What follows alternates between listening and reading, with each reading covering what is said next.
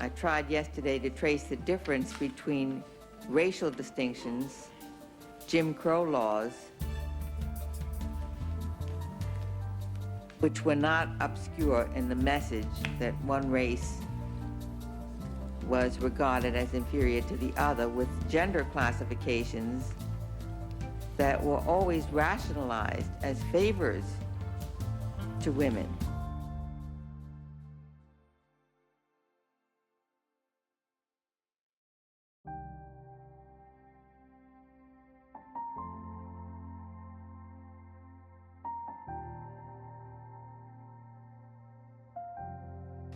My name is Andrea Valeria Garcia Ruiz, and I'm 16 years old. I live in Georgetown, Kentucky. What is your occupation? I am a high school student, junior specifically. Have you ever been discriminated against, whether it be your ethnicity, race, gender, sex, sexuality, ability, or orientation? I have, for my ethnicity, for being Mexican. Both my parents are Mexican, but I was born here in the US. When I was little, in elementary school, I would be discriminated against, but I didn't realize it because I was too little to understand. People would tell me like, why do you have so much hair on your arm? And I would always get so self-conscious about it that I actually started wearing hoodies for the whole year, for actually my whole elementary school years. And I didn't actually stop wearing hoodies till I was maybe in middle school. But there have been other times where I've been discriminated for my food. Like one time when I brought some Mexican food to my middle school, and they asked, Andrea, why do you have some green lasagna looking type food? And the only way I could really cope with it was laugh with them and make fun of it too. So just so I didn't feel left out and feel weird about the food, but it still made me not like bringing any more Mexican cuisine to school again, because I fear again that I might be discriminated against for my food again.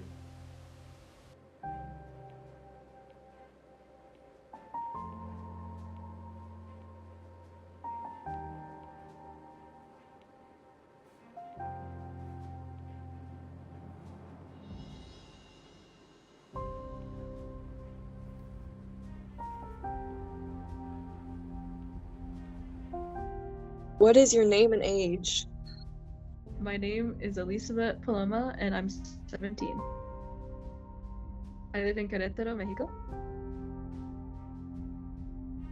I am in 11th grade, attending high school. Have you ever been discriminated against, whether it be ethnicity, race, gender, sex, sexuality, ability, or orientation?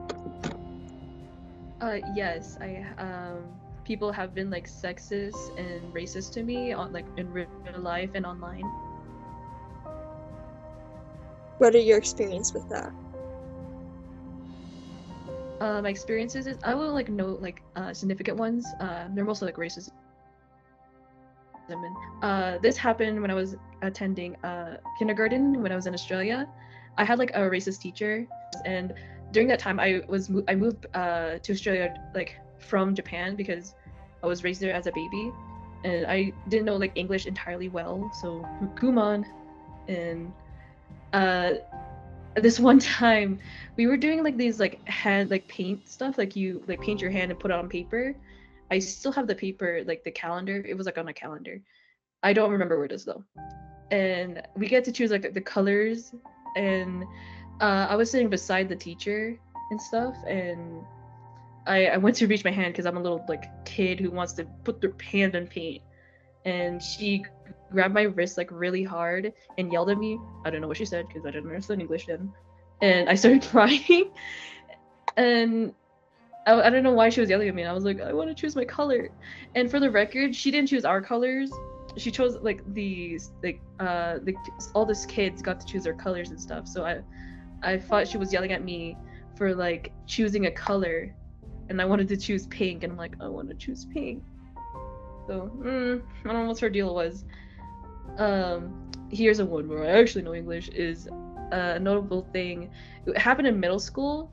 I was in like my computer modeling class, and we had to do group work, and I was like with 2 other people, I think, and there was this guy who wasn't like participating or working, and I asked him like to like encourage like the conversation, like, hey, do you want to like work on something, like can you help work? And I'm like, and he called me a slur that's towards Chinese people.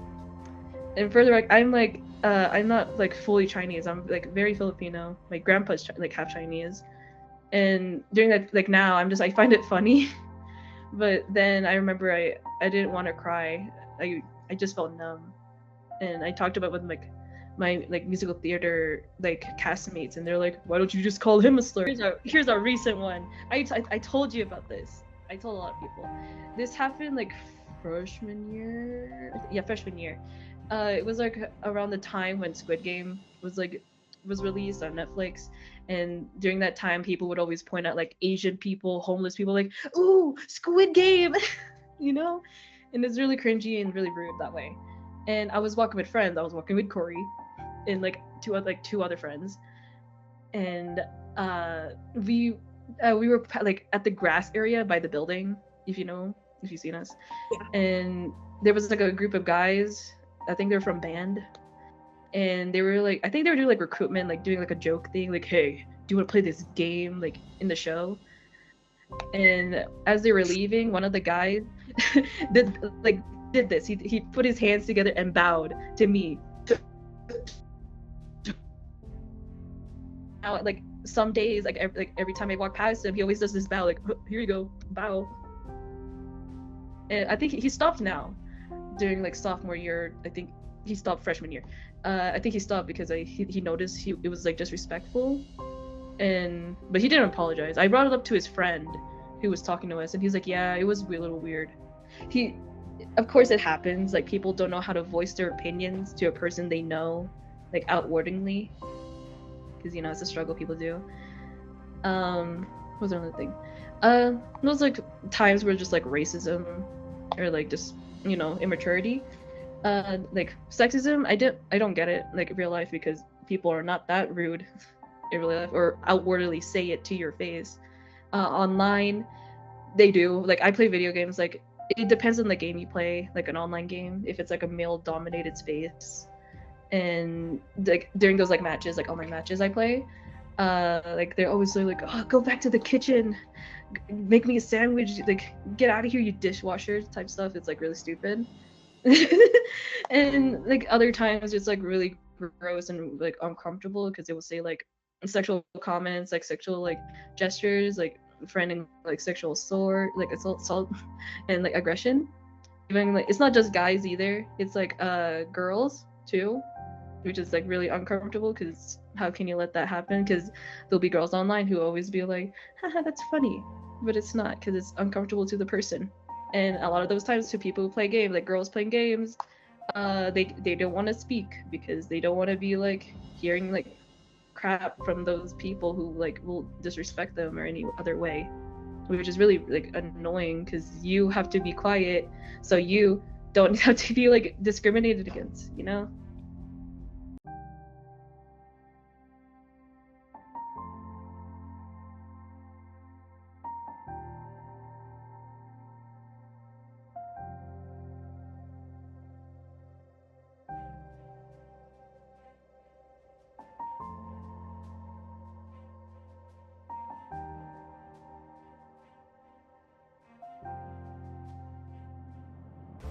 What is your name and age?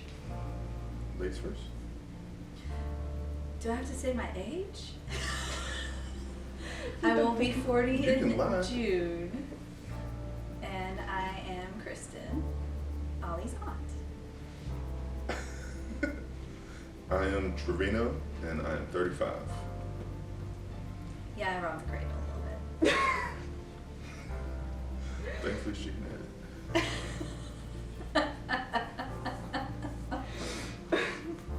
Where do you live? Lexington. What is your occupation? So I'm an LCSW, but I work in emergency services. So that means I do assessments for people, kids, adults, sometimes on the street, sometimes in their houses, in 17 counties. I also do involuntary assessments, which means assessing people against their will for a state mental hospital. And I have supervisees and I also teach. Oh, you're passing it to me now? Pass. I do IT support for a local hospital. Have you ever been discriminated against, whether it be ethnicity, race, gender, sex, sexuality, ability, or orientation? And if so, what were your experiences with it? I'll let you take that one. Oh. Yes, I have. The experience that was the most like blaring and most obvious was close to maybe 10 years ago or so. I went to a local barbershop that I used to frequent, and I went to go get a haircut, just business as usual. But they were pretty busy that day, and the wait was long. They changed up. They started doing appointments only, and if you go as a walk-in, it just takes too long. And I had stuff to do, had to go to work, so I was like, well, maybe I'll just go to a different barbershop. So I go to a barbershop that was around the corner, and nobody was in there. There was no wait, anything. So I walk in, and as soon as I walk in, there was a person standing over or sitting in a chair, and he was like on his phone. And so I said, hey, how's it going? He said, sorry, we don't cut black people's hair. I said, what? And I was just taken back. I didn't think I'd ever experienced anything like that. So I'm like, well, maybe he's joking or something. Like, what the heck? And so I was like, excuse me? And he said, yeah, I'm sorry. We just don't cut black hair. It's, I apologize. And so at first, I just said, I was just appalled. So I walked out. And then someone told me to go back in there and just ask some questions. Like, what? How do I just walk in and all of a sudden you don't cut black people hair? What is that? And the fact that he said it that way too. So I walked back in and I said, I'm sorry. You didn't even know what I asked for? You don't know what I could have wanted? I said, what if I just do a bald cut? Can you cut all of my hair off? Like, do you not have clippers or what's the scenario? What's the deal? He said, yeah, I'm just sorry. We just can't do it. So I went and wrote them a really bad review because I felt like that was all I could do. Like, it was just a bit ridiculous. So, yeah, that was the time where it was the most obvious, and it sucked. Like, who'd have thought? And this was, like I said, about 10 years ago. I think it was around 2016 or so. And who would have thought then, you'd walk in a place and not be able to receive service? You hear stories about that from your parents and grandparents, and to have experienced it just once. And I'm sure the person wasn't racist. My assumption is that they had an experience where they cut someone's hair before that asked for something specific. And I know that, different haircuts and, black people at the time were doing some really wild things. Like, I used to have mohawks back then and stuff, but I didn't even get a chance to ask for that. I just said, hey, how's it going? So maybe he had an experience where someone got really upset and was like, you can't even do this right, and who knows. But, I try to look at it from both sides, but it would have been nice to have a little bit more of an explanation as to why, instead of, I don't cut black people's hair. But that was the most obvious for me. Yeah. For me, it's not like just a one thing, sexism. It's like a every single day experience. It's figuring out, when you launch, you'll find that open communication is really important because, if you have a male roommate or if you have, any kind of other roommate, female or otherwise, it just takes a lot of communication to talk about who's doing household chores and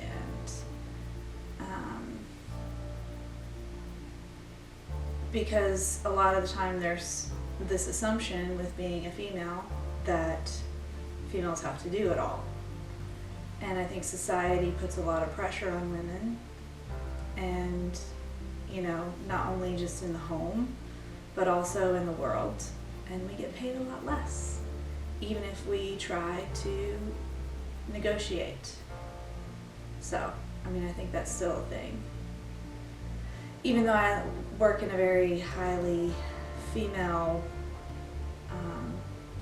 type of profession, most of the people in my profession are females, most therapists are. But even so, it's like you still have to fight for equality and equity. So, I don't know, I think it's really important to have very open communication and to discuss with a lot of candor what your expectations are when relating to other people. And that's really the only way to fight through it, I think. So, that's all I got for that. Kind of answered my next question. It was really like, what would your best way to think of how things like that could change? Do what? Things like that could change. How? How? Yeah. Yeah, but for women, if you're a very blunt and open communicator, there's lots of words that people like to call us for that. So, it's a combination of being directive and assertive, but also I've learned that I have to pancake every single communication with positive, negative, positive sandwich.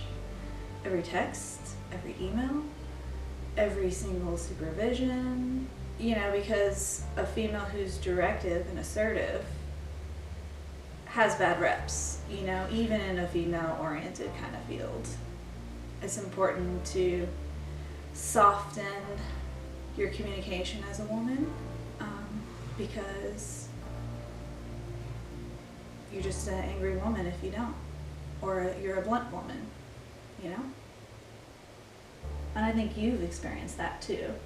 Yeah. Having to soften your communications. Yeah, and what I was gonna say is, one thing that I have always been an advocate for, but not necessarily taken the leap myself, was for therapy. To being someone who has experienced discrimination, it's good, and I think it's important to go seek therapy so that you can learn how to, if you don't already know, how to navigate those experiences and those times, to learn how to be able to cope with, the effects of those types of, interactions that we have. And that being, something I've just done recently was seeking therapy. And, I've only had one session so far, but it's been very helpful, just with other things. But, and the reason I mention that is because there's a lot of internalization for me. You have to, she's mentioned that, she has to do X, Y, and Z to kind of approach those other people. Yeah, but soften the communication or the directiveness or whatever. Yeah, and so for me, I've done that. I feel like my whole life, I'm 6'5", 300 pounds. I've been the biggest person in my class, growing up. I remember when I was 13 years old, me and a couple friends were walking downtown, and I'm 13 years old. I want to restate that. And we're walking down this, it's called it was a festival downtown. We're just walking, hanging out, and the security guard asked me, "Where's my ID?" And I was like, "I'm 13, I don't have an ID." And so that told me, hey, you appear to be a little bit different than you actually are.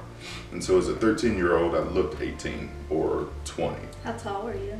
Probably 6'2", 6'3". At I mean, 13? I was tall. I was over 6 feet. It's like how Jay is like 6 foot Yeah. right now at like 14. I was just a big dude, and I still am, but being aware of that, like seeing how people are going to see you, or assuming how people are going to see you, be on the good side of that, the positive side of it. I don't want people to see me as this aggressive, mean guy, so I'll make sure I'm a smile. Every single person I see, if I look you in the eye, you're going to see my teeth, because I don't want you to think I'm aggressive or I'm going to rob you or something like that. And that's draining. That is, because what if I don't feel like smiling? What if I don't feel like, what if I'm absolutely pissed? And, sometimes you can't do anything about that. A smile won't change that, Well, and I think about that time kind of early in our relationship when we just moved in together, and it was our old place. And we lived on the north side of town. And Vino has always been like a big runner. He's a football player. Oh, you want that?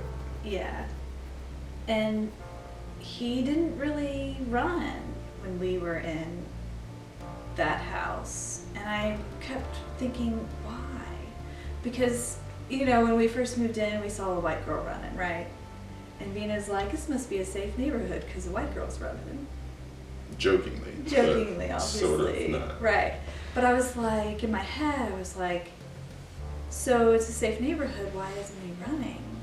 Because he used to love to run, and he used to do that often. Mm-hmm. And I kept asking you, and I don't know that you didn't give me an answer, or if, I don't really know. I think I mentioned, the daylight savings time changed a little bit, so it was darker longer, and so I didn't want there to be an issue with that. If someone wanted to target me as a runner, it would probably be stupid of them, but I didn't want that kind of conflict. I wanted to avoid it. And so I wanted to avoid the potential for something like that to happen. So I said, you know what, I just won't run during this time. I'll wait till next year. And you know how exercising goes. If you wait, no, it's done. Well, I Get out of your remember rhythm. you said you didn't feel comfortable running because you were afraid of how other people may be afraid of a giant black man Oh yeah, that's true. running, That's true. and that you may appear threatening to That's, others. yeah, I do remember that too. And in my white female perspective, in my mind, I'm like, you're this giant man who's gonna mess with you, right? And in your perspective, Yeah, I mean, people have, and it's not just that. It's the people being victims of maybe someone has gotten robbed or burglarized in their home or something at some point, and that person may have looked like me. There's a good chance, just unfortunately. And if that's the case, trauma might kick in if I'm running up the street and they're just waking up and look out the window to see what the weather's like, and they see me running, and I look over, who knows what they think, And so the next day, they're like, oh, he comes around here at 5 o'clock every morning, I'll catch him tomorrow, and I'll do X, Y, or Z, So I'm like, I don't want to have to run into something like that, I don't want that experience. So if you don't run, then you can't have that happen.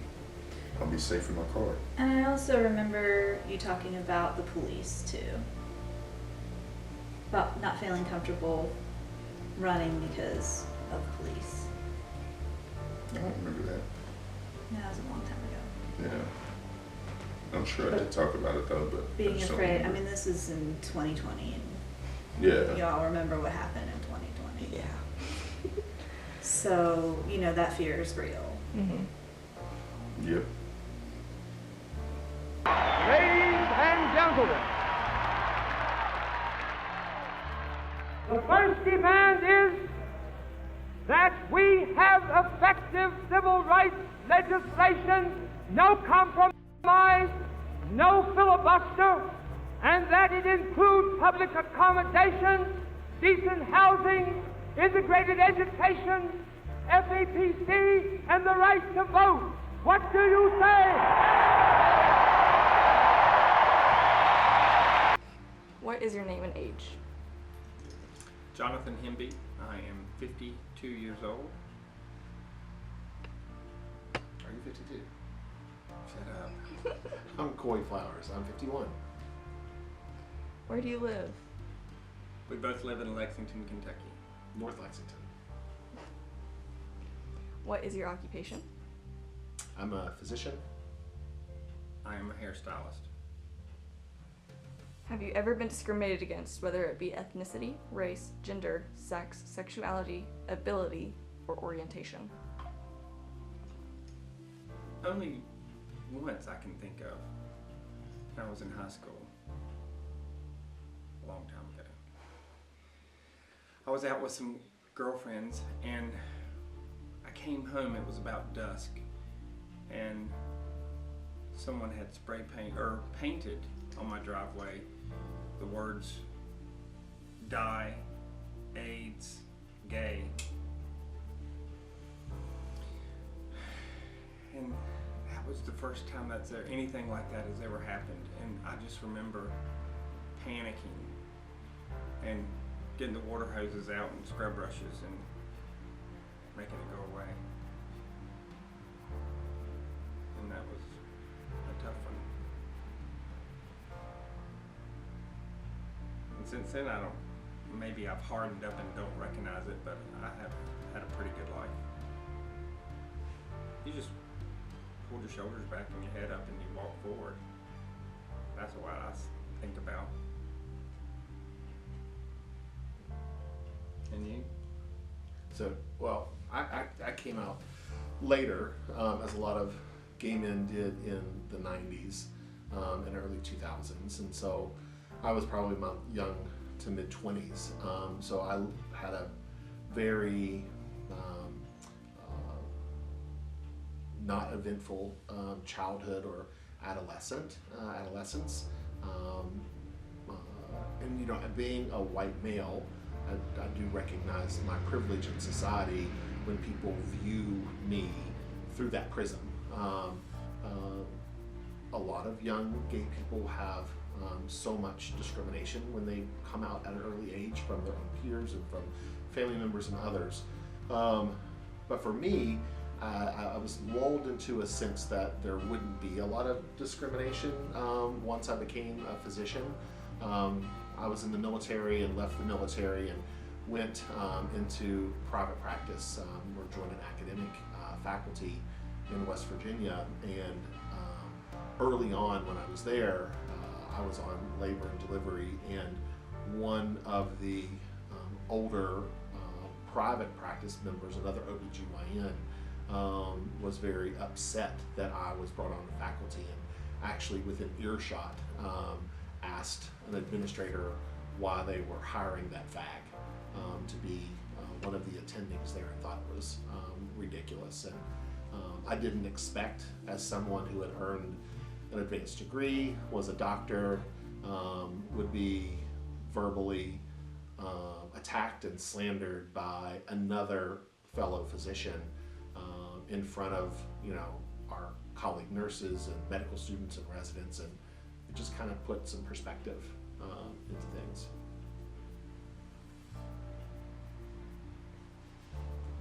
It's tough. My leading question with that is for stories, but the question besides that is if there are ways that you could possibly think of that could help change how people view, you know, queerness or immigrants or Sure. people who are different.